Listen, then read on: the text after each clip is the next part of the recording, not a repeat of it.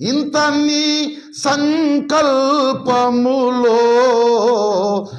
ఇంత నీ సంకల్పములో రవ్వంతమంటి జీవినినే ఎంత స్వల్పమైన వాడనే యేసువాని సన్నిధిలో ఎంత స్వల్పమై.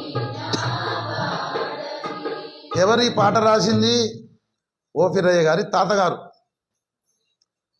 ఆ భక్తులందరినీ చూసి వాళ్ళే అట్లా అంటున్నారు, అంత తగ్గించుకుంటున్నారు. నేనెంత స్వల్పమైన వాడను, రవ్వంత మంటి జీవిని.